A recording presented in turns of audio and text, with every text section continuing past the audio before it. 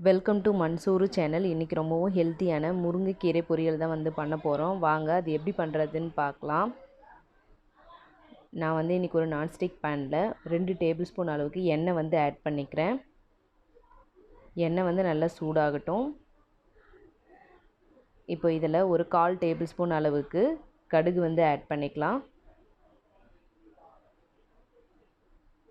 கடுகு நல்லா பொரிஞ்சதும் இதில் 1 டேபிள் ஸ்பூன் அளவுக்கு கடலைப்பருப்பு ஆட் பண்ணுறேன். அதை நல்லா வதக்கி விடுங்க. இதில் 2 காய்ந்த மிளகாய் சின்ன சின்னதாக கிள்ளி போட்டிருக்கேன். அதையும் வதக்கிக்கலாம். இப்போ இது கூடவே ஒரு 10 பல்லு பூண்டு இது மாதிரி பொடியாக கட் பண்ணியிருக்கேன். அதையும் இதில் ஆட் பண்ணி வதக்கிக்கலாம்.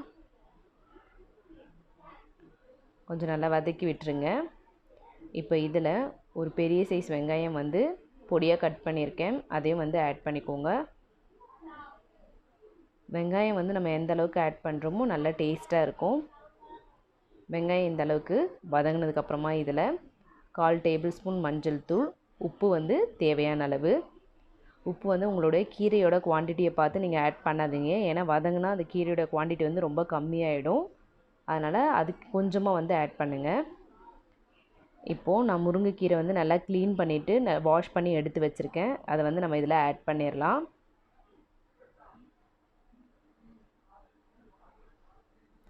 ஆட் பண்ணிவிட்டு இதை நல்லா மிக்ஸ் பண்ணி விடுங்க.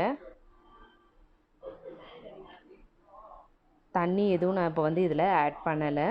ஜஸ்ட்டு கீரையை ஆட் பண்ணிவிட்டு அந்த மசாலா கூட நல்லா மிக்ஸ் பண்ணி விட்டுடுறேன். நல்லா பாருங்கள், நம்மள எந்த அளவுக்கு கீரை அதில் ஆட் பண்ணோம். ஆனால் கொஞ்சமாக தான் வந்திருக்கு. இந்த ஸ்டேஜில் கூட நீங்கள் உப்பு ஆட் பண்ணுறதா இருந்தால் பண்ணிக்கலாம், ஃபஸ்ட்டே ஆட் பண்ணாமல். இப்போது ஒரு மூடி போட்டு நான் இதை ஒரு 5 மினிட்ஸ் லோ ஃப்ளேம்லேயே வேக வச்சிடுறேன். 5 மினிட்ஸ் ஆகிடுச்சு. பாருங்கள், அந்த நம்ம தண்ணி எதுவுமே ஆட் பண்ணாமல் கீரை நல்லா 5 மினிட்ஸ் மூடி வைக்கும் போது நம்மளுக்கு சூப்பராக வந்துடும். இதில் அவ்வளோ இரும்பு சத்து இருக்குது. நீங்கள் வீக்லி இது 2 டைம்ஸ் இல்லை 1 டைம் கூட கிடைக்கும் போதெல்லாம் நீங்கள் இந்த முருங்கைக்கீரையை செஞ்சு சாப்பிட்லாம். ரொம்பவும் டேஸ்ட்டாக இருக்கும். நீங்கள் வெங்காயம் ஆட் பண்ணும்போது உங்களுக்கு நல்ல வாசமாகவும் இருக்கும், டேஸ்ட்டு கொடுக்கும். நல்லா இது மாதிரி கிளறி விட்டுட்டு நம்ம கீரை பார்க்கும்போதே அதில் நல்லா ஓவர் குக் பண்ணிடக்கூடாது. ரொம்ப ஓவராக குக் பண்ணும்போது என்ன ஆகுனா அதில் கசப்பு எடுக்க ஆரம்பிச்சிடும். உங்களுக்கு கீரை அந்தளவுக்கு டேஸ்ட் இருக்காது.